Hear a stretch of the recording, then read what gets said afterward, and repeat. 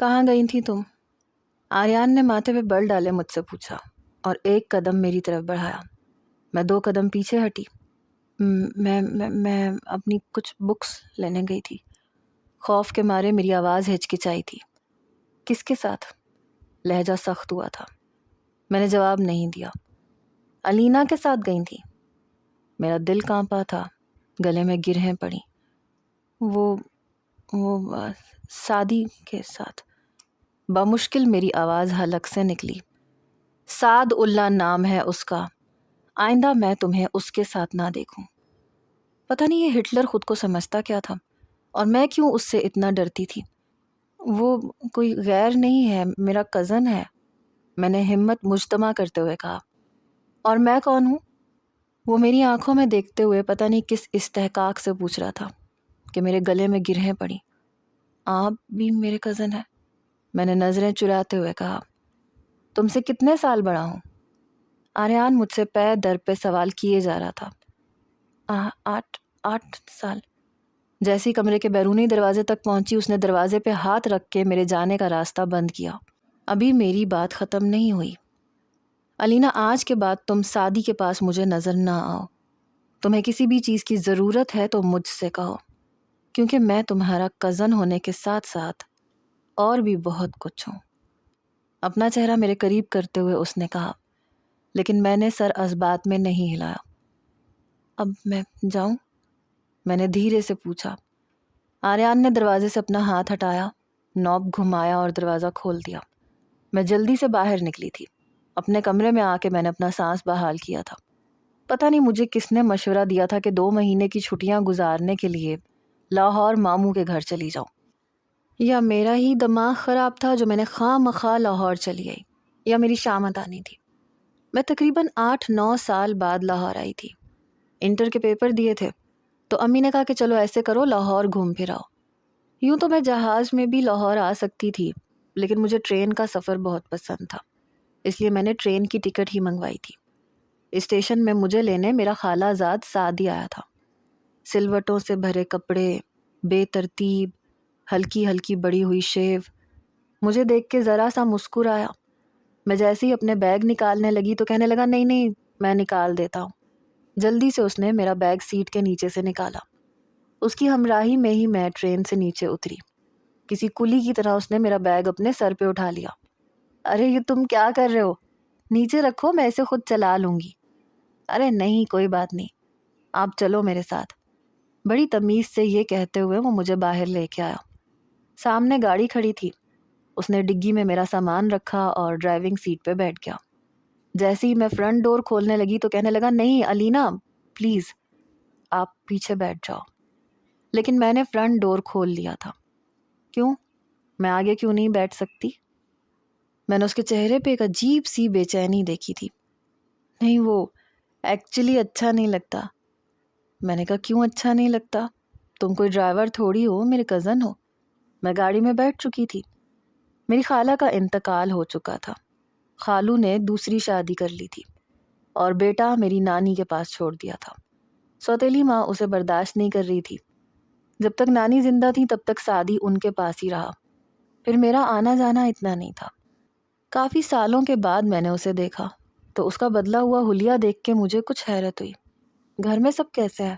میں نے سعدی سے پوچھا۔ جی سب ٹھیک ہے، اور تم کیسے ہو؟ پتہ نہیں کیوں مجھے وہ کچھ بدلا سا لگا تھا، بچپن میں تو ایسا نہیں تھا۔ میں ٹھیک ہوں۔ میں نے نوٹ کیا تھا کہ وہ صرف میری بات کا جواب دے رہا تھا، مجھ سے بات نہیں کر رہا تھا۔ گاڑی بنگلے کے سامنے رکی، ہارن بجا، دروازہ چوکی دار نے کھولا، گاڑی پورچ میں جا کے رکی۔ جیسے ہی میں گاڑی سے نیچے اتری، آپ اندر جایا لینا، میں آپ کا سامان لے کے آتا ہوں۔ میں جیسے ہی لاؤنج میں داخل ہوئی، سامنے ممانی جان کو دیکھ کے میں ان کے گلے لگ گئی۔ وہ بھی مجھ سے بہت پیار سے ملی تھی۔ ماشاء اللہ تم تو بہت پیاری ہو گئی ہو۔ جب مجھے رافعہ باجی کا فون آیا کہ تم لاہور آ رہی ہو تو مجھے تو یقین ہی نہیں آ رہا تھا۔ شکر ہے تمہیں بھی ہماری یاد آ گئی۔ ممانی مجھ سے گلے ملی، میری والدہ کی خیریت پوچھنے لگی۔ تب تک سعدی میرا بیگ لے کے آ گیا تھا۔ ممانی یہ علینا کا بیگ کہاں رکھوں؟ سعدی کو دیکھ کے ممانی کے ماتھے پہ بل پڑے۔ میرے سر پہ تو رکھو گے نہیں، ظاہر ہے گیسٹ روم میں رکھو گے۔ جاؤ گیسٹ روم میں رکھ دو۔ ممانی کا لہجہ ترش ہوا تھا۔ وہ بڑی خاموشی سے میرا بیگ لے کے سامنے کمرے میں چلا گیا۔ عجیب شخص ہے، انسان اپنی عقل ہی استعمال کر لیتا ہے مگر نہیں۔ مجھے محسوس ہوا جیسے سعدی کے ساتھ ممانی کا رویہ اچھا نہیں ہے۔ علینا بیٹا تم فریش ہو جاؤ، آریان بھی آنے والا ہوگا، پھر ہم لنچ کریں گے۔ تمہیں دیکھ کے تو آریان حیران رہ جائے گا۔ میں اپنے کمرے میں گئی تو سعدی بیگ رکھ چکا تھا۔ فوراً کمرے سے باہر نکل گیا۔ میں نہا کے فریش ہو کے جب باہر آئی تو سامنے ٹیبل پہ کھانا لگ چکا تھا۔ ممانی اور ماموں کے ہمراہ میرا کزن آریان بھی بیٹھا تھا۔ میں نے مشترکہ سب کو سلام کیا۔ ماموں مجھے دیکھ کے اٹھ کے کھڑے ہو گئے، میرا سر اپنے کندھے سے لگایا، مجھے پیار کیا۔ شکر ہے کہ تم نے بھی اتنا حوصلہ کر لیا کہ کراچی سے لاہور آ گئی۔ تبھی آریان مجھے ہی دیکھ رہا تھا اور بڑے غور سے دیکھ رہا تھا۔ آؤ بیٹا ہمارے ساتھ کھانا کھاؤ۔ میں کرسی گھسیٹ کے بیٹھ گئی۔ آریان کی نظریں ابھی بھی مجھ پہ تھیں۔ میں نے بس اسے سلام کیا تھا۔ اچھا خوش شکل نوجوان تھا۔ میں پورے 7-8 سال بعد اسے دیکھ رہی تھی۔ کافی بدلا ہوا سا لگ رہا تھا۔ کہنے لگا سفر کیسا رہا تمہارا؟ میں نے کہا فرسٹ کلاس، سفر تو بہت اچھا گزرا۔ پتہ نہیں کیوں میں نے نوٹ کیا کہ کھانے کے دوران آریان مجھے ہی دیکھے جا رہا تھا۔ کھانا کھانے کے بعد میں نے ممانی سے پوچھا، مامی کیا سعدی کھانا نہیں کھائے گا؟ میرے سوال پہ ان کے ماتھے پہ بل پڑے۔ کھا لے گا، بھجوا دیا ہے اسے کھانا۔ میں نے کہا کیا مطلب، وہ کیا ٹیبل پہ کھانا نہیں کھاتا؟ ممانی کہنے لگی نہیں، لاٹ صاحب اپنے ہی کمرے میں کھانا کھاتے ہیں۔ ملازمہ برتن اٹھانے لگی، تبھی آریان گاڑی کی چابی انگلی میں گھماتا ہوا آیا۔ چلو کزن تمہیں لاہور کی سیر کرواؤں۔ میں نے کہا کیا مطلب، ابھی تو میں بہت تھکی ہوئی ہوں۔ ہاں تو کوئی بات نہیں، لانگ ڈرائیو پہ چلیں گے، آئس کریم کھائیں گے اور واپس آ جائیں گے۔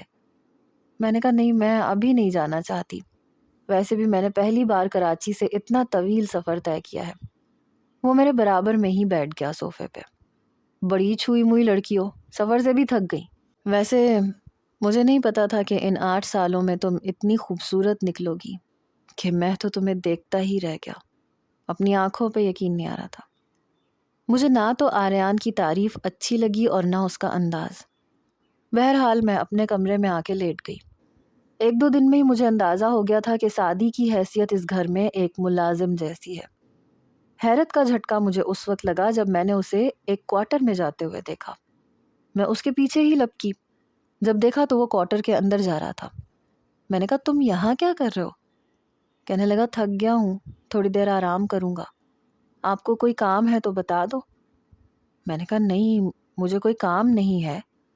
جیسے ہی وہ اپنے کوارٹر کے اندر گیا میں بھی اندر آ گئی تو مجھے حیرت سے دیکھنے لگا۔ میں نے کمرے کا جائزہ لیا۔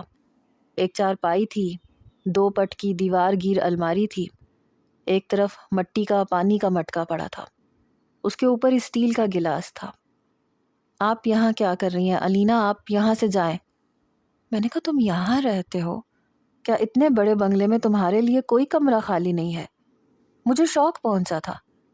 نہیں میں یہاں ٹھیک ہوں، آپ کو کوئی کام ہے تو بتائیں ورنہ پلیز آپ یہاں سے چلی جائیں۔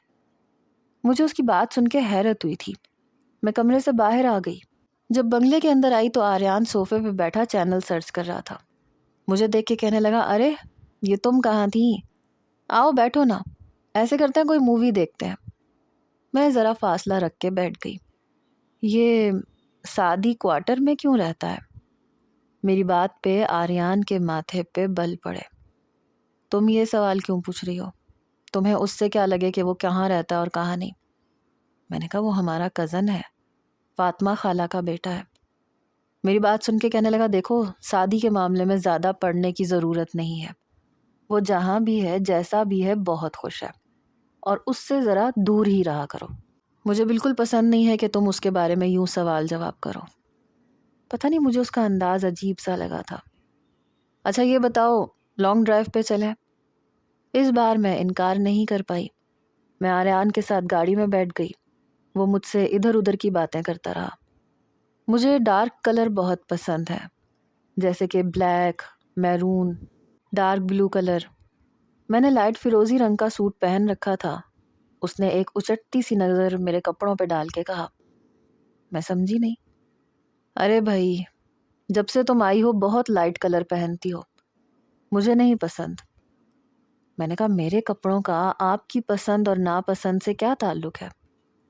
بہت گہرا تعلق ہے علینا، اور یہ تعلق تمہیں کچھ دن کے بعد پتہ چل جائے گا۔ بڑی الجھی سی باتیں کر رہا تھا۔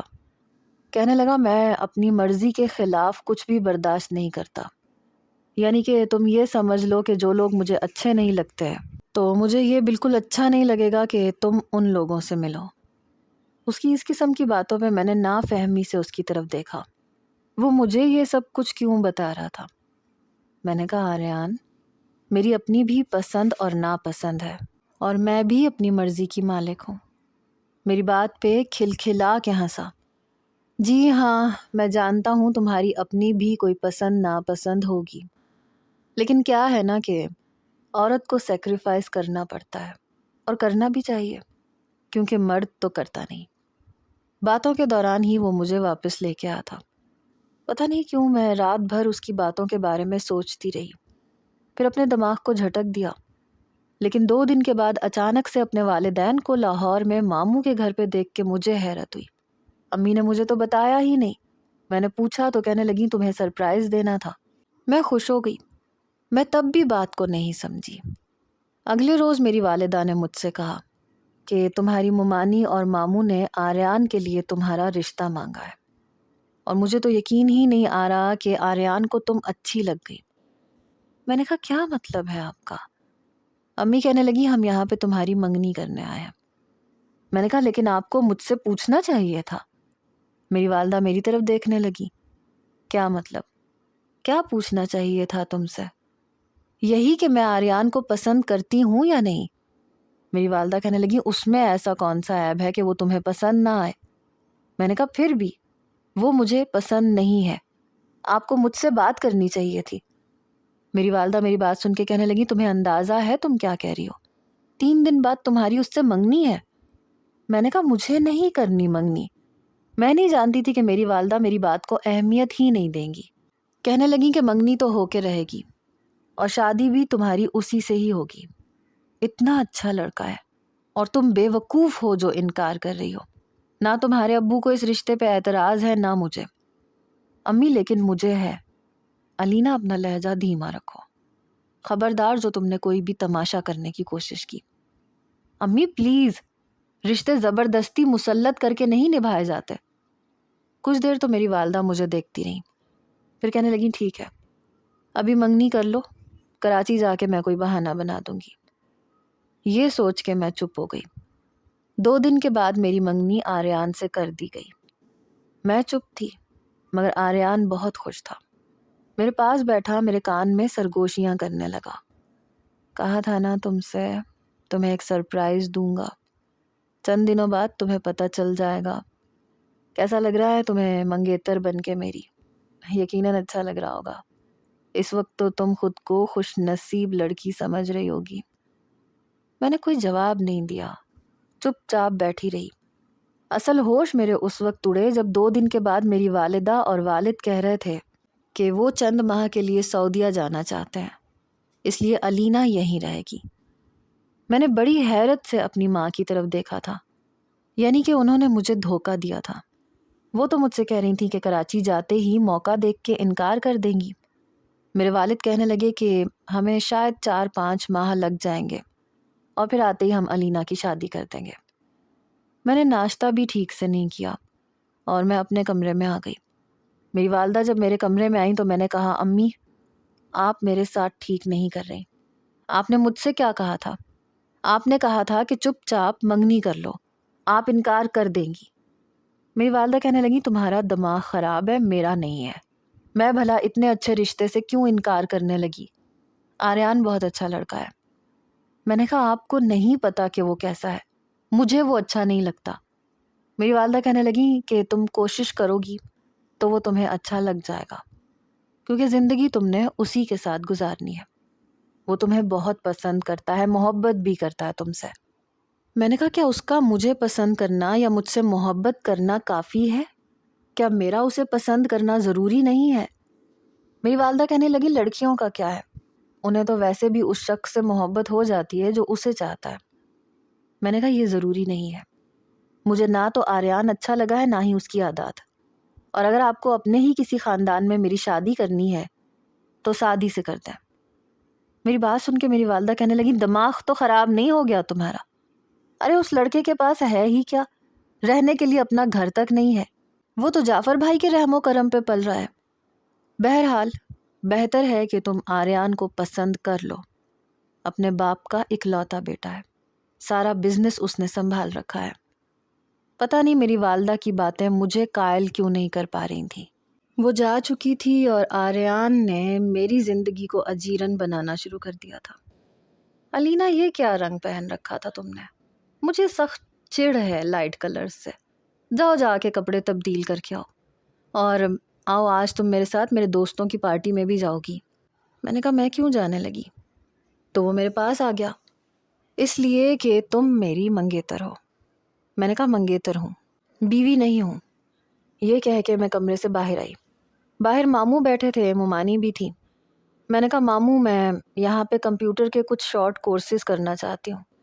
اس سے پہلے کہ ماموں کوئی جواب دیتے میری ممانی کہنے لگی اس کی کیا ضرورت ہے، ویسے بھی چند ماہ بعد تمہاری شادی آریان سے ہو جانی ہے، اور مجھے لڑکیوں کا زیادہ پڑھے لکھا ہونا پسند بھی نہیں ہے، اور نہ ہی آریان تمہیں اس چیز کی اجازت دے گا۔ تبھی آریان بھی کمرے سے باہر آ چکا تھا۔ میں نے کہا کیا مطلب ہے آپ کا؟ میں کرنا چاہتی ہوں کمپیوٹر کورسز، اور مجھے ابھی آگے بھی پڑھنا ہے۔ جیسے ہی امی اور بابا واپس آئیں گے میں کراچی جاؤں گی اور اپنی تعلیم مکمل کروں گی۔ لیکن آریان میرے برابر میں آ کے کھڑا ہو گیا۔ یہ تم کیا میری امی سے بحث کر رہی ہو؟ چند ماہ بعد تمہاری مجھ سے شادی ہے، اور مجھے زیادہ با اعتماد اور پڑھی لکھی لڑکیاں اچھی نہیں لگتی، اور آج کے بعد میں تمہیں امی کے ساتھ بحث کرتے ہوئے نہ دیکھوں۔ نہ میری ممانی نے اسے کچھ کہا نہ ماموں نے۔ میں اپنے کمرے میں آ گئی۔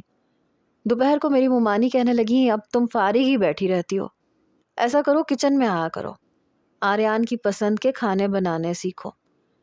پتہ نہیں کیوں مجھے یہ سب کچھ اچھا نہیں لگ رہا تھا، نہ ممانی، نہ ماموں کا رویہ، نہ آریان کا مجھ پہ حق جمانا۔ مجھے سمجھ نہیں آ رہی تھی کہ میں کیا کروں۔ میں نے دوپہر کو کھانا بنایا اور پورا وقت ممانی میرا سر کھاتی رہی۔ میرا جی چاہ رہا تھا کہ میں یہاں سے کہیں بھاگ جاؤں۔ شام کے وقت میں باہر لان میں آ کے بیٹھ گئی۔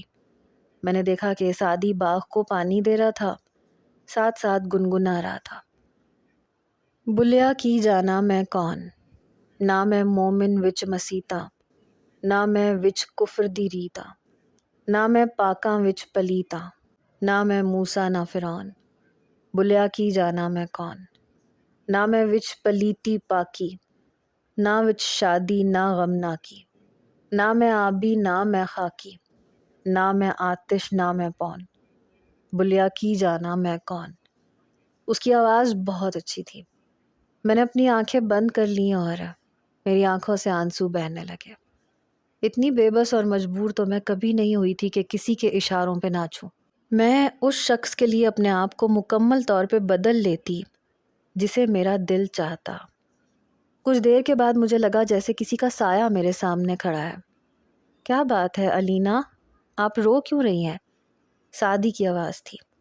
شاید مجھے دیکھ کر ادھر آیا تھا۔ میں نے آنکھیں کھولیں اور اپنے آنسو صاف کیے۔ تمہیں کیا لگے اگر میں رو بھی رہی ہوں تو تم کیا کر لو گے؟ کیا میرے آنسو صاف کر سکتے ہو؟ کیا مجھے آریان سے بچا سکتے ہو؟ میری بات پہ وہ کچھ حیران نظروں سے مجھے دیکھنے لگا۔ میں نے کہا تم کچھ نہیں کر سکتے، اس لیے کہ تم خود اس گھر کے غلام ہو۔ یہ کہہ کے میں اندر چلی گئی اور وہ وہیں کھڑا مجھے دیکھتا رہ گیا۔ شام کو مجھے تیار ہونا پڑا۔ جب آریان اپنے آفس سے واپس آیا تو مجھے بلیک کلر کے کپڑوں میں دیکھ کے اس کے چہرے پہ مسکراہٹ آئی۔ میں سوچ رہی تھی کہ مجھے اسے قبول کر لینا چاہیے۔ میں بہت لائٹ میک اپ کر کے تیار ہوئی تھی اور ہمیشہ لائٹ میک اپ ہی کرتی تھی۔ ارے لپسٹک تو ڈارک لگا لو اور زیادہ پیاری لگو گی۔ اس کے کہنے پہ میں نے لپسٹک بھی ڈارک کلر کی لگا لی۔ میرا ہاتھ پکڑ کے وہ مجھے جب ایک کلب میں لے کے گیا تو میرے ہوش اڑ کے رہ گئے تھے۔ میں نے کہا یہ آپ مجھے کہاں لے کے آئے ہیں؟ میں سمجھی تھی وہ مجھے کسی ریسٹورنٹ میں لے کے جائے گا۔ کہنے لگا انجوائے کرنے میں اکثر یہیں آتا ہوں۔ آؤ نا تمہیں اپنے دوستوں سے ملواتا ہوں۔ اس کے دوست اس وقت نشے میں جھوم رہے تھے۔ ڈانس فلور پہ بہت سے لڑکے لڑکیاں بے ہنگم میوزک لگائے ناچ رہے تھے۔ مجھے بے حد افسوس ہو رہا تھا۔ میرا ہاتھ پکڑے وہ مجھے ڈانس فلور پہ لے گیا، میری کمر پہ ہاتھ رکھا۔ مجھے ایسے لگا جیسے مجھے کرنٹ لگا ہو۔ میں نے کہا یہ کیا بدتمیزی ہے آریان، چھوڑے مجھے ڈانس نہیں کرنا۔ او ہو کیا بور لڑکی ہو تم، مجھے پریشان مت کرو، تمہیں وہ سب کچھ کرنا پڑے گا جو مجھے پسند ہے۔ میں آریان سے اپنا آپ چھڑوا رہی تھی لیکن وہ مجھے اپنی گرفت میں لے چکا تھا۔ میرے ساتھ تھوڑی تھوڑی گستاخیاں کرنے لگا۔ بے اختیار میں نے اسے دھکا دیا اور باہر آ گئی اور پھوٹ پھوٹ کے رونے لگی۔ میں اس قسم کی لڑکی نہیں تھی کہ اس طرح کی محفلوں میں جاتی۔ آریان جب کلب سے باہر نکلا تو بہت غصے میں تھا۔ کہنے لگا یہ کیا حرکت کی ہے تم نے؟ میں نے کہا مجھے گھر واپس جانا ہے۔ مجھے یوں روتا دیکھ کے وہ کچھ سنبھل گیا تھا، مجھے گھر لے کے آ گیا۔ پوری رات میں روتی رہی۔ اگلی صبح ناشتے کے بعد آفس جانے سے پہلے وہ کہنے لگا کہ آئی ایم سوری، مجھے نہیں پتا تھا کہ تم اتنا گھبرا جاؤ گی، لیکن تمہیں یوز ٹو ہو جانا چاہیے۔ میں نے کوئی جواب نہیں دیا، وہ جا چکا تھا۔ مجھے سمجھ نہیں آ رہی تھی کہ میں کیا کروں۔ کھانا بنانے کے بعد بھی میرے پاس کرنے کے لیے کچھ بھی نہیں تھا، اس لیے سوچا کہ کچھ کتابیں لے آؤں۔ میں سعدی کے ساتھ بک سٹال پہ جا کے کتابیں لے کے آئی اور کتابیں لینے میں اس نے میری مدد بھی کی۔ تب مجھے پتا چلا کہ سعدی نے BS کمپیوٹر کر رکھا ہے۔ میرے لیے یہ بات حیران کن تھی۔ میں نے کہا کہ تم پھر یہاں کیا کر رہے ہو؟ کوئی اچھی سی جاب کیوں نہیں کر لیتے؟ کہنے لگا نانی کی زندگی جب تک تھی اس لیے یہ بھی کر لیا، ورنہ شاید اتنا بھی نہ کرتا۔ ماموں نے گھر کے چھوٹے موٹے کاموں پہ لگا لیا، جاب کرنے کی اجازت ہی نہیں دی۔ میں نے کہا اگر تم کوشش کرو تو جاب کر سکتے ہو، اور تمہیں یہاں غلامی کرنے کی بھی ضرورت نہیں ہے۔ میرے سارے ڈاکیومنٹس آریان کے پاس ہیں، کئی بار مانگے ہیں لیکن اس نے دیے ہی نہیں۔ کہتا ہے کہ جو کہوں بس وہی کیا کرو۔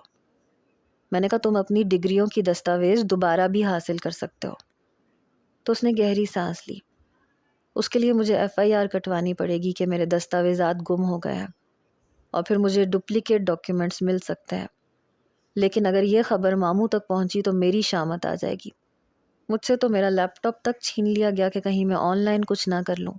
ہاتھ میں کچھ نہیں ہے، جیب خالی ہے، بس 2 وقت کی روٹی مل جاتی ہے۔ میں اس کی بات سن کے حیران تھی۔ پھر کہنے لگا مجھے ایسے لگتا ہے جیسے آپ آریان سے منگنی کر کے خوش نہیں ہیں۔ میں نے کہا ہاں نہیں ہوں، لیکن اگر نہیں بھی ہوں تو تم میرے لیے کیا کر سکتے ہو؟ کچھ بھی تو نہیں، تم تو خود مجبور اور بے بس ہو۔ تب تک گاڑی بنگلے کے اندر داخل ہو چکی تھی۔ میں نیچے اتری تو سامنے ہی لاؤنج کے بیرونی دروازے پہ آریان جیبوں میں ہاتھ ڈالے کھڑا تھا، ماتھے پہ بل تھے۔ مجھے دیکھتے ہی اندر چلا گیا۔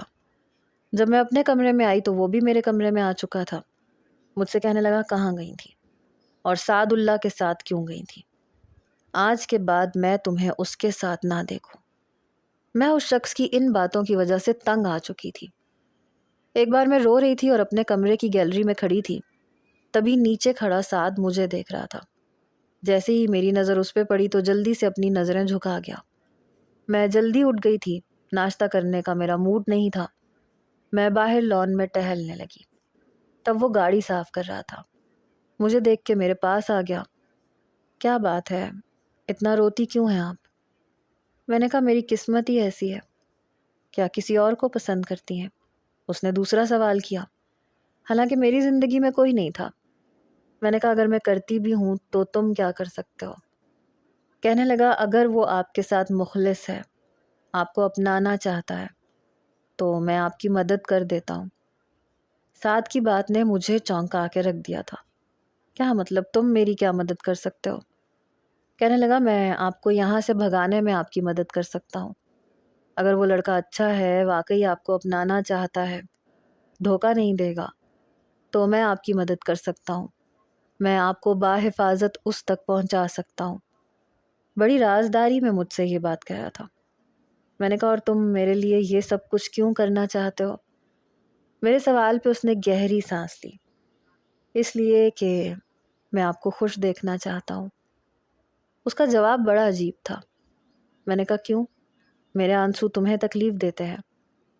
ہاں، یہی سمجھ لے کہ آپ کے آنسو میرے اندر حشر برپا کر دیتے ہیں۔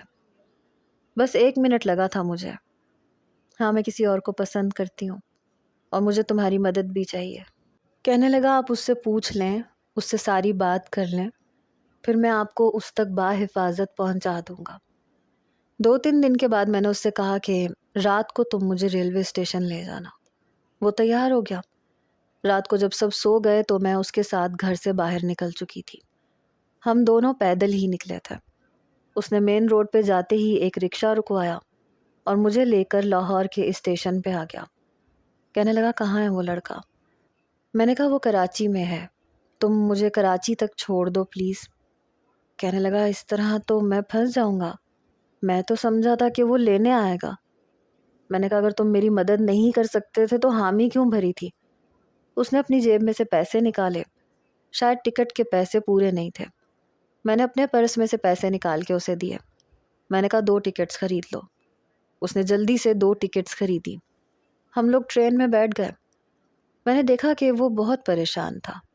میری خاطر اس نے اتنا بڑا قدم اٹھا تو لیا تھا، لیکن شاید یہ سوچ رہا ہوگا کہ اب اس کا ٹھکانہ کون سا ہو سکتا ہے۔ بہرحال اگلے روز تک ہم کراچی پہنچ گئے تھے۔ حالانکہ میرے پاس گھر کی چابی تھی، لیکن پھر بھی میں نے اس سے کہا کہ ہم دیوار کود کے اندر جائیں گے۔ صبح صبح کا وقت تھا، کوئی بھی گلی میں موجود نہیں تھا جو ہماری اس حرکت کو دیکھتا۔ کہنے لگا وہ کیوں؟ میں نے کہا اس لیے تاکہ کسی کو پتہ نہ چل سکے کہ ہم اندر رہ رہے ہیں۔ بہرحال دیوار کود کے ہی ہم دونوں اندر گئے تھے۔ جب رات کو گلی میں اندھیرا چھا گیا تو میں نے سعد کو بیرونی دروازے کی چابی دی۔ میں نے کہا کہ تم کود کے جاؤ اور کھانے پینے کا کچھ سامان لے کے آ جاؤ۔ جو پیسے میرے پاس تھے میں نے اسے دے دیے۔ کہنے لگا وہ آپ کا بوائے فرینڈ نہیں آیا؟ میں نے کہا ہاں وہ بھی آ جائے گا۔ بہرحال وہ تھوڑا بہت راشن لے کے آ گیا تھا اور پھر باہر سے تالا لگا کے دیوار سے کود کے ہی اندر آیا تھا۔ 2 دن گزر گئے تھے۔ اب وہ بے حد پریشان تھا۔ کئی بار مجھ سے پوچھ چکا تھا کہ کب آئے گا وہ لڑکا، اور میں جان بوجھ کے اس کے سامنے فون پہ یوں ہی باتیں کرنے لگتی۔ ایک بار میں نے اس سے کہا کہ وہ دبئی جا چکا ہے، وہ 1 مہینے بعد آئے گا۔ یہ سن کے سعد مجھے حیرت سے دیکھنے لگا۔ کہنے لگا 1 مہینہ ہم کیسے انتظار کر سکتے ہیں؟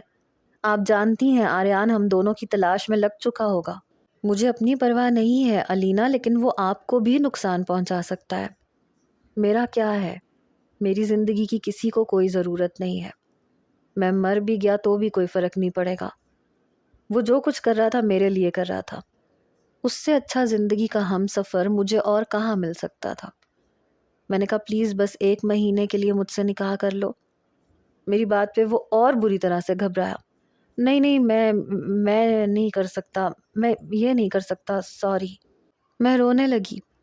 خدا کے لیے بس 1 مہینے کے لیے۔ بڑی مشکل سے میں نے اسے آمادہ کیا۔ مسجد میں جا کے ہم نے نکاح کر لیا۔ گھر کے باہر تالا ہی لگا رہا۔ کسی کو ابھی تک یہ خبر نہیں ہوئی تھی کہ گھر میں 2 نفوس رہتے ہیں۔ میں نے اپنا لیپ ٹاپ سعد کو دیا تاکہ وہ آن لائن کچھ کر سکے۔ تھوڑا بہت کام تو وہ کر رہا تھا، لیکن ظاہر ہے کہ اتنی جلدی تو ممکن نہیں تھا کہ وہ گھر کے اخراجات اٹھاتا۔ اس لیے 8 دن کے بعد جب پیسے ختم ہو گئے تو میں نے اسے آریان کی پہنائی ہوئی انگوٹھی دی۔ میں نے کہا کہ اسے بیچ کے آؤ اور پیسے لے کے آؤ۔ کہنے لگا میں ایسا کیوں کروں؟ میں کوشش کر کے خود ہی کچھ محنت کر لوں گا۔ میں نے کہا میرے نزدیک اس انگوٹھی کی کوئی اہمیت نہیں ہے، اگر یہ ہمارے کام آ جاتی ہے تو کیا حرج ہے۔ وہ انگوٹھی واپس کر کے آ گیا اور گھر کا راشن لے آیا، اتنا کہ ہمیں 15 دن باہر نکلنے کی ضرورت نہیں تھی۔ وہ زیادہ تر ایک کمرے میں بیٹھا لیپ ٹاپ کے ساتھ ہی لگا رہتا تھا۔ میں اس کے کمرے میں آ گئی۔ سعد تمہیں کھانے میں کیا پسند ہے؟ میری بات سن کے کہنے لگا کچھ بھی بنا لیں، میری کوئی خاص پسند نہیں ہے۔ میں نے کہا پھر بھی کچھ تو ایسا ہوگا جسے دیکھ کے دل چاہتا ہوگا کہ تم یہ کھاؤ۔ کہنے لگا نوکر کیا اور نخرا کیا، آپ کچھ بھی بنا لیں، دال سبزی میں کھا لوں گا۔ ذرا سا مسکرایا تھا اور مسکراتے ہوئے اچھا لگ رہا تھا۔ میں نے کھانا بنایا تو کہنے لگا آپ کے ہاتھ میں بہت ذائقہ ہے، کھانا اچھا بناتی ہیں آپ۔ میں نے کہا میں تم سے 5 سال چھوٹی ہوں۔ وہ حیرت سے مجھے دیکھ کے بولا تو؟ میں نے کہا تو تم مجھے آپ کیوں کہتے ہو؟ تم کہا کرو۔ میرے دل میں آپ کے لیے بہت عزت ہے علینا، مجھے آپ کہنا اچھا لگتا ہے، لیکن میں چاہتی تھی کہ وہ مجھ سے بے تکلف ہو جائے، مگر وہ اپنے دائرے سے باہر ہی نہیں نکلتا تھا۔ اب میں اس سے باتیں کرنے لگی تھی، کبھی اس کا ہاتھ پکڑ لیتی، چلو نا شام کی چائے باہر پیتے ہیں۔ جیسے ہی میں نے اسے ہاتھ سے پکڑا تو اس نے جلدی سے اپنا ہاتھ جھٹکتے ہوئے مجھ سے چھڑوا لیا۔ نہیں، میں یہیں کمرے میں ٹھیک ہوں۔ پتہ نہیں خود کو کمرے میں کیوں بند رکھتا تھا۔ میں نے کہا کیوں؟ چلو نا، مجھے کچھ نہیں سننا۔ میں اسے کمرے سے باہر لے آئی، ہم نے چائے پی۔ جان بوجھ کے میں نے اپنے گیلے بال کھول لیے، میں چاہتی تھی کہ وہ مجھے دیکھے۔ ایک نظر اس نے میری طرف دیکھا اور پھر جلدی سے چائے کا کپ منہ کو لگا کے گرم گرم چائے کے گھونٹ پینے لگا۔ میں نے کہا اتنی گرم چائے کیوں پی رہے ہو؟ آرام سے پیو نا۔ لیکن اس نے نظریں اٹھا کے دوبارہ میری طرف نہیں دیکھا، چہرے سے لگ رہا تھا جیسے گھبرا رہا ہے۔ نہیں، وہ مجھے اندر کام ہے۔ میں نے کہا ابھی ہمارے پاس اچھے خاصے پیسے موجود ہیں، ساتھ کیا میں تمہیں اچھی نہیں لگتی؟ میرے سوال پہ وہ بری طرح سے سٹ پٹایا۔ کیا مطلب؟ میں نے کہا میری طرف دیکھو نا، کیا میں تمہیں اچھی نہیں لگتی؟ کیا میں خوبصورت نہیں ہوں؟ میری باتوں نے شاید اس کے ہوش گم کیے تھے۔ دیکھیں، مجھ سے اس طرح کی باتیں مت کریں۔ یہ کہہ کے وہ خالی کپ سامنے ٹیبل پہ رکھ کے اندر کمرے میں چلا گیا، اپنے کمرے کا دروازہ بھی اندر سے بند کر لیا۔ مجھے وہ اچھا لگنے لگا تھا، بلکہ بہت زیادہ۔ میری بہت عزت کرتا تھا۔ میں چاہتی تھی کہ سارے فاصلے ختم ہو جائیں، اور یقیناً وہ تو پہل کر نہیں سکتا تھا۔ پتہ نہیں کس بات سے ڈرتا تھا، شاید سمجھتا تھا کہ میری زندگی میں کوئی اور ہے، اس لیے مجھے کسی امانت کی طرح سے سمجھتا تھا۔ رات کے وقت جب میں اس کے کمرے میں آئی تو وہ بے خبر بیڈ پہ سو رہا تھا۔ میں نے تکیہ درست کیا اور اس کے برابر میں لیٹ گئی، اپنی آنکھیں بند کی اور اس کا ہاتھ پکڑ لیا۔ وہ ابھی بھی گہری نیند میں ہی تھا، میں بھی آنکھیں بند کر کے سو چکی تھی۔ صبح جب میری آنکھ کھلی تو وہ صوفے پہ بیٹھا ہوا تھا، ماتھے پہ بل تھے اور کافی گھبرایا ہوا لگ رہا تھا۔ میرے بال کھلے ہوئے تھے۔ میں نے جوڑا بناتے ہوئے کہا، کیا ہوا؟ اتنے پریشان کیوں لگ رہے ہو؟ کہنے لگا، آپ میرے کمرے میں کیا کر رہی ہیں؟ میں نے کہا ڈر لگ رہا تھا اس لیے تمہارے کمرے میں آ گئی۔ اب ڈر لگے گا تو انسان کیا کرے گا؟ کسی نہ کسی کا ہاتھ تو پکڑنے کو دل چاہتا ہے نا۔ میری بات سن کے کہنے لگا، وہ لڑکا کب آئے گا؟ میں نے کہا آ جائے گا جب اس نے آنا ہوگا۔ میں نے لاپرواہی دکھائی۔ اچھا بتاؤ، ناشتے میں کیا کھاؤ گے؟ کچھ نہیں، بس ایک کپ چائے۔ میں نے کہا ایسے کیسے، خالی ایک کپ چائے، اس سے پیٹ تھوڑی بھر جاتا ہے۔ آج کل میں جان بوجھ کے اپنے بالوں کو کھلا رکھتی تھی، اور آج شام کو میں نے میک اپ بھی کر لیا۔ جب رات کے کھانے کے لیے وہ اپنے کمرے سے باہر آیا تو مجھے دیکھ کے حیران ہوا۔ میں ٹیبل پہ بیٹھی تھی، اس نے جلدی سے پلیٹ میں سالن ڈالا، دوسری پلیٹ میں روٹی رکھی اور دونوں پلیٹیں اٹھا کے کمرے میں جانے لگا۔ تم کہاں جا رہے ہو؟ میرے سوال پہ کہنے لگا، میں کھانا کمرے میں کھا لیا کروں گا۔ میں جانتی تھی مجھ سے کترانے کی کوشش کر رہا ہے۔ میں اس کے پاس آ گئی، اس کی کلائی پکڑ لی اور اسے ٹیبل پہ لے آئی۔ یہاں بیٹھ کے کھایا کرو، میں تمہیں کھا نہیں جاؤں گی۔ میری بات سن کے کہنے لگا، آپ تیار کیوں ہوئی ہیں؟ میں نے کہا ایسے ہی، میرا دل چاہ رہا تھا۔ تمہیں اچھا نہیں لگا؟ لیکن اس نے پھر جواب نہیں دیا۔ وہ لڑکا کب آئے گا؟ جب اسے کچھ نہیں سوچتا تھا تو یہ سوال کرنے لگتا تھا۔ کیوں؟ اگر وہ نہیں آیا تو تم مجھے اپنا لو گے؟ مجھے دیکھ کے کیا تمہیں کچھ ہوتا ہے سعد؟ میرے سوال پہ اس نے کھانا وہیں چھوڑ دیا۔ مجھے کچھ بھی نہیں ہوتا، میں کب تک یہاں پڑا رہوں گا؟ آپ پلیز اس لڑکے سے کہیں کہ یہاں آئے۔ بڑے سخت لہجے سے یہ کہہ کے اپنے کمرے میں چلا گیا۔ آج جب میں رات کو اس کے کمرے میں آئی تو دروازہ اندر سے لاک تھا۔ یہ دیکھ کے مجھے بڑا غصہ آیا۔ اگلے روز جب میری آنکھ کھلی تو وہ اپنا ناشتہ بنا رہا تھا۔ میں نے کہا یہ کیا کر رہے ہو؟ مجھے دیکھ کے گھبرا گیا، کہنے لگا نہیں کچھ بھی نہیں۔ میں اس کے پاس آ گئی۔ روز ناشتہ میں بناتی ہوں، آج خود کیوں بنا رہے ہو؟ تاکہ میرے اٹھنے سے پہلے کمرے میں بند ہو جاؤ، اندر سے کمرہ لاک کر لو۔ میری بات پہ اس نے نظریں نہیں اٹھائیں۔ کیا میں اتنی بری لگتی ہوں تمہیں؟ یہ کہتے ہوئے میری آنکھوں میں آنسو آئے، اور میرے آنسو شاید اسے تڑپا کے رکھ گئے تھے۔ نہیں نہیں علینا، پلیز، ایسی بات نہیں ہے، بس یہ ہے کہ آپ میری نہیں ہے نا، کسی کی امانت ہے۔ ساتھ میری زندگی میں کوئی لڑکا نہیں ہے۔ میں نے تم سے جھوٹ بولا تھا کیونکہ مجھے آریان سے شادی نہیں کرنی تھی، مجھے تم اچھے لگتے تھے۔ یہ سن کے اس نے بڑی حیرت سے مجھے دیکھا۔ یعنی کہ آپ مجھے دھوکہ دے رہی تھی علینا؟ آپ کو اندازہ ہے آپ نے میرے ساتھ کیا کیا ہے؟ میں نے کہا ہاں، تم سے محبت کی ہے۔ یہ کہتے ہوئے میں اس کے قریب آئی، لیکن وہ پیچھے ہٹ چکا تھا۔ میں کل ہی آپ کو واپس لے کے جاؤں گا۔ میں یہاں پہ صرف آپ کو آپ کی محبت کے پاس پہنچانے آیا تھا، آپ کے ساتھ زندگی گزارنے نہیں، اور نہ ہی میں گزاروں گا، سن لیا آپ نے؟ میں اس کا جواب سن کے حیران تھی۔ سعد، آئی لو یو، یہ کہہ کے بے ساختہ میں اس کے سینے سے لگ گئی۔ اس کا تیز دھڑکتا ہوا دل میری لمحے بھر کی رفاقت سے بے اختیار ہوا تھا۔ اس کے دل کی دھڑکن بڑھ رہی تھی، لیکن اگلے ہی لمحے میرے دونوں ہاتھ پکڑ کے اس نے مجھے پیچھے کیا اور جلدی سے کچن سے باہر نکل کے اپنے کمرے میں چلا گیا۔ جب میں کچن سے باہر آئی تو وہ کمرے سے باہر آ رہا تھا، چھوٹا سا بیگ پکڑ رکھا تھا جس میں اس کے کپڑے تھے۔ میں نے کہا کہاں جا رہے ہو تم؟ میں آپ کا ساتھ نہیں دے سکتا۔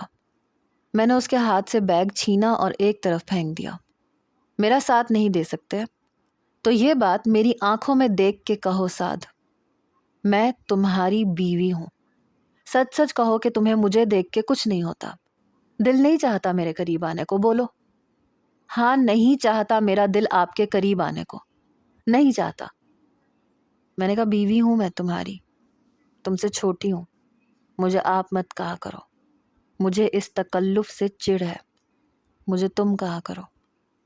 یہ کہتے ہوئے میری آنکھوں میں آنسو آئے اور وہ نظر چرا رہا تھا۔ ادھر دیکھو میری طرف اور کہو کہ تمہیں مجھ سے محبت نہیں ہے۔ اس نے میری طرف نہیں دیکھا، نظریں جھکا کے بول رہا تھا، آواز میں دم نہیں تھا۔ البتہ اچانک سے بادل گرجے اور تیز بارش شروع ہو گئی۔ میں نے پوچھا تمہیں مجھ سے محبت نہیں ہے؟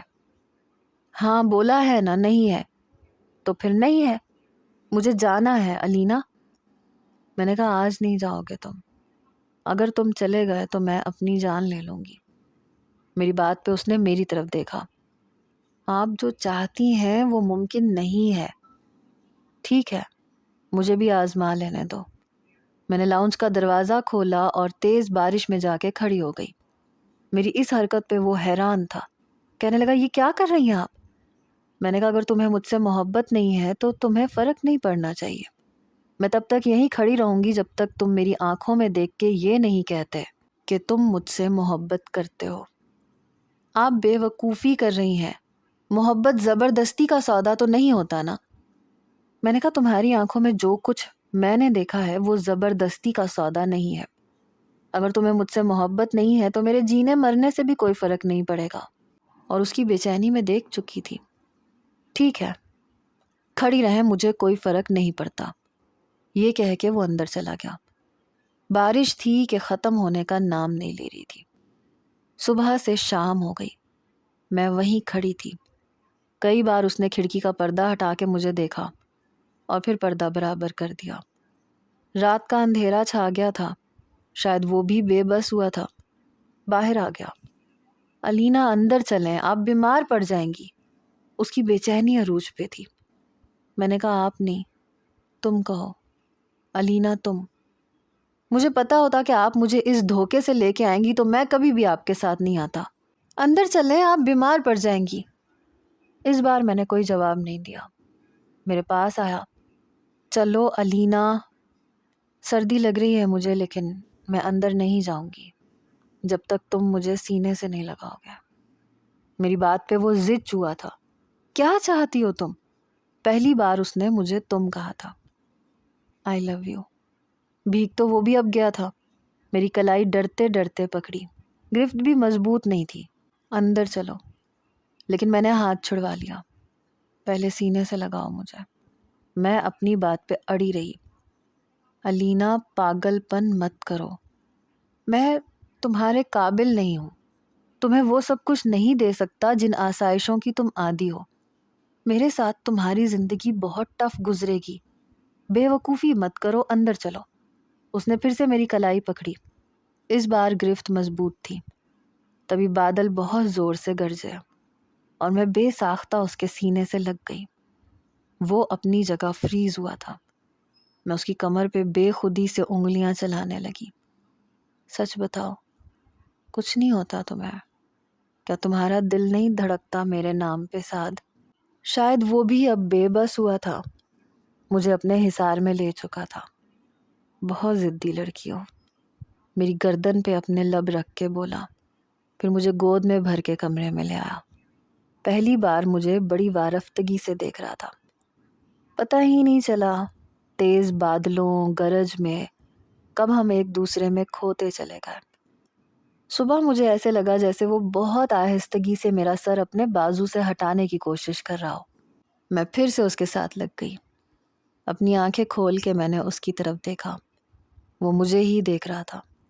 نظروں کے تصادم پہ نظریں بدل گیا۔ اتنا ڈرتے کیوں ہو؟ تمہاری ہی بیوی ہوں، اگر کس کرنے کا موڈ ہے تو کر سکتے ہو، مجھے برا نہیں لگے گا۔ اس کے سینے پہ اپنا سر رکھ کے میں نے کہا، تمہیں دیکھ کے لگتا نہیں تھا کہ اتنی بے شرم بھی ہو سکتی ہو۔ میرے کان کے پاس اس نے سرگوشی کی۔ اب اگر شوہر اتنا شرمیلا ہوگا تو بیوی کو تو بے شرم ہونا پڑے گا۔ میری بات پہ مسکرانے لگا اور میرے ماتھے پہ بوسہ دیا، پھر اپنے اندر زور سے بھینچا۔ ابھی تم نے میری بے خودی دیکھی نہیں ہے، لحاظ کر رہا ہوں تمہارا۔ اس کی بے خودی پہ میں نے مسکرا کے کہا، اب تو کہہ دو کہ مجھ سے محبت کرتے ہو۔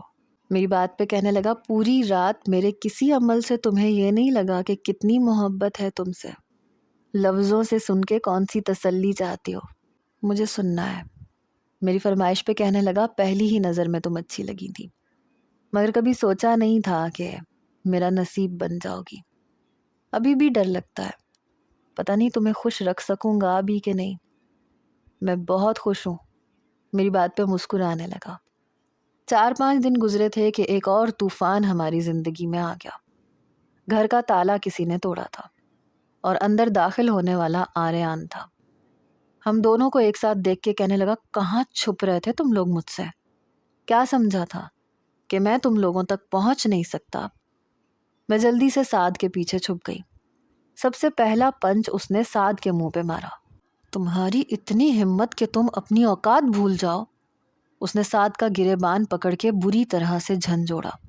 میں نے کہا، چھوڑو اسے آریان، میں نے شادی کی ہے اس سے۔ پہلی بار سعد نے اس کے دونوں ہاتھ پکڑ کے اسے پیچھے جھٹکا دیا۔ اپنا گریبان ایک لمحے میں چھڑوایا تھا۔ بہت ہو گیا آریان، بہت مار کھا لی میں نے تمہاری۔ اگر میرا گریبان پکڑا یا میری بیوی کی طرف دیکھنے کی کوشش بھی کی، میں تمہارا منہ توڑ کے رکھ دوں گا۔ سعد کا لہجہ پہلی بار میں نے اتنا سخت دیکھا تھا۔ تو تم میرے ساتھ زبان چلاؤ گے؟ وہ آگے بڑھا۔ اس سے پہلے کہ وہ سعد پہ ہاتھ اٹھاتا، سعد نے اسے مارنا شروع کر دیا اور وہ اسے بے سدھ مار رہا تھا۔ ہاتھ اٹھانا مجھے بھی آتا ہے، یہ مت سمجھنا کہ جو ہاتھ اٹھانا نہیں جانتا وہ صرف مار ہی کھا سکتا ہے۔ میری ہر چیز اپنے قبضے میں کرنے کا مطلب یہ نہیں ہے کہ تم نے مجھے اپنا غلام بنا لیا۔ بنا ڈگریوں کے بھی میں کمانا جان گیا ہوں اور میری بیوی میرا ساتھ دینے کو تیار ہے۔ آئندہ ہاتھ اٹھانے کی کوشش کی تو تمہاری آنکھیں نکال لوں گا۔ جتنا وہ آریان کو مار چکا تھا اس کے بھی ہوش ٹھکانے لگ چکے تھے۔ میں دیکھ لوں گا تمہیں، یہ کہتا ہوا وہ باہر چلا گیا۔ پہلی بار سعد کا یہ روپ دیکھا تھا میں نے۔ نانی کے انتقال کے بعد ماموں اور آریان نے اسے بہت دبانے کی کوشش کی تھی اور وہ اس انتظار میں تھا کہ کیسے اس کے ڈاکیومنٹس کی فائل اسے ملے اور وہ یہاں سے چلا جائے۔ وہ ساری زندگی سعد کو اپنا غلام بنا کے رکھنا چاہتے تھے۔ محبت میں بڑی طاقت ہوتی ہے اور سعد مجھے یہی کہتا ہے، علینا تم میری طاقت ہو۔ میرے والدین جب تک واپس آئے میں سعد کے ساتھ کرائے کے گھر پہ جا چکی تھی۔ زندگی میں اونچ نیچ تو چلتی رہتی ہے، لیکن اگر ہم سفر اچھا ہو تو مشکلیں آسان ہو جاتی ہیں۔ آپ کا کیا خیال ہے؟